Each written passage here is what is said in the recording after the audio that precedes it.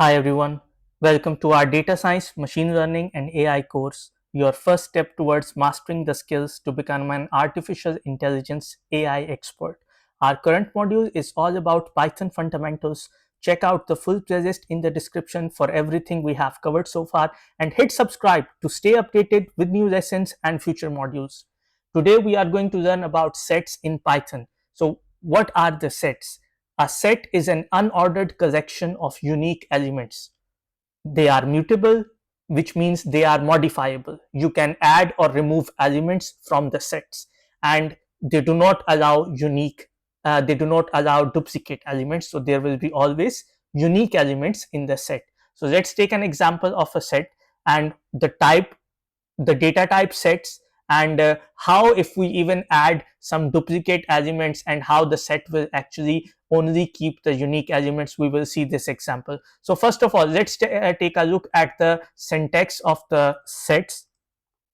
The syntax of the sets is very simple. I'm just going to add a text box here and then add the syntax of the text here, set here for all of you. So here is the syntax of the sets, and it's very simple. Similar to lists and tuples, a set uses comma to separate each element, but it uses curly brackets instead of square brackets for lists and parentheses for tuples. That is the difference in the syntax to define a set. So here we are going to actually define an example of a set which will be for unique numbers. So here I am actually writing unique numbers equal curly bracket 1 comma 2 comma 3 comma 3 comma 4. Now you will be seeing that I have repeated 3 two times, whereas I mentioned earlier that set is an unordered collection of unique elements. So there is no harm if you are adding an element 2 times, 3 times or 4 times inside a set. It is the property of the set to actually keep the unique elements in it always. So now if I even print the set, you will see that the set will only show 3 once. It will not show it 2 times. No matter if I have added it 5 times or 6 times, I can even repeat 3 times, and then we can repeat this example again, and you will see 4 will be printed only once. That is the uniqueness of sets, that they always keep unique elements and do not allow duplicate elements.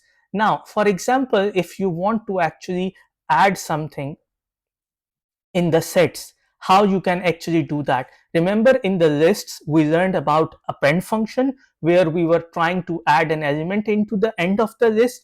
There are similar functions like that for sets as well. And please, if you do not know about lists or sets yet, we have another video where we covered lists and another video where we covered tuples. I highly recommend that you watch those videos from the playlist, and it will be very helpful for you to learn. Now, moving on, how to add elements to the sets. The way we can add elements to the sets is using the add method. So for example, if I want to add 5 to the set, I will write unique numbers, which is the variable name for the set, and then I will specify dot. Remember that we have seen that all these functions that we want to operate on these data types, on these data structures or variables, they are accessed by add. In our next couple of videos where we will cover OOPS, object oriented programming, we will cover it in more detail. And now when we run this function, it will actually add 5 to the set. And now if I print the set again, it will show us that 5 has been added to the set. You can see now 5 is added. In the similar way, if we actually want to remove something, for example, if you want to remove 3, that you no longer want 3 inside the set, you can also remove it. So that is also very simple. We just need to actually say unique numbers, which is the variable of the set, and mention remove. Remove is also another method like add, which will actually remove 3 from the set, and after that we can print the set as well. So if I run this one now, see, it has removed 3 from the set and has actually printed the set after that. Now sometimes you also want, you may not even know what is present inside the set, and you try to remove something. For example, let's repeat this example again with 7. Now right now we know that 7 is not present inside the set, and if I try to remove 7, it will give me an error. Why? Because there is a key error. 7 is not present inside the set. Either I should check if 7 is present in the set or not before removing it, or I use another method. So there is another method for sets which is called discard, and discard can actually help you to remove an element from a set, and if that element is not present in the inside the set, it will not raise an error like the remove method has raised an error. So if we use discard, discard will be helpful. And now I will actually run this. Now you can see that discard method did not find 7 inside the set, but it did not even raise an error, and our set is still intact. So these are some of the operations that you can perform, like adding some numbers or elements to the set, removing some elements from the set, discarding some elements from the set without even knowing if they are present in the set or not.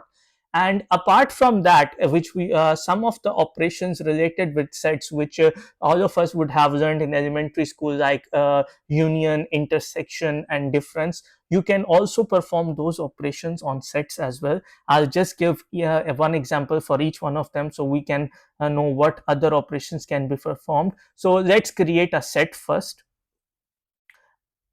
So we will be creating two sets for the union, set 1 and set 2, and then we will take a union of those. So union combines two sets, and as we know, if there is a repetition of an element in both sets, it will be kept only once in the final combination of the two sets. So a union is represented by this pipe symbol, and then set 1 has 1, 2 and 3, set 2 has 3, 4 and 5, and when we take a union of these, the final set will be a combination of 1, 2, 3, 4 and 5. Let's run this cell. You can see there is no repetition, whereas 3 was repeating in both sets, and that is a union. In the similar way, we can also have an intersection. Intersection actually tries to find the common elements between the two sets. So let's perform an intersection example on these two sets as well. Now here we have the ampersand sign for the intersection. Remember, this operator is also similar to bitwise AND that we learned previously. If you also want to learn more about bitwise AND, we have a previous videos where we have discussed operators in detail. Do watch it from the playlist. Now coming back to this part where we have the intersection of two sets, it will only return us the common elements. We know that the common element between set 1 and set 2 is 3. So this operation of intersection will only print 3 as a result. So here we are taking an intersection using the ampersand operator, and then we get only the common elements between the two sets. Another operation that you can perform is the difference operation actually. So you can take a difference of two sets, which will be to actually provide us all the elements that are in first set which are not present in the second set. So let's take an example of difference. So here what we are going to do is that we are going to subtract set 2 from set 1, like we are going to take a difference of set 2 from set 1, and the result will show us only elements of set 1 which are not present in set 2. So if we look at the sets, set 1 has 1, 2 and 3, and set 2 has 3, 4 and 5. So the only element in set 1 that is present in set 2 is 3. So the final result of the difference will give us only 1 and 2. So let's run that cell and we will see the output. Now we can see that we only have received the elements of first set which were not present in set 2.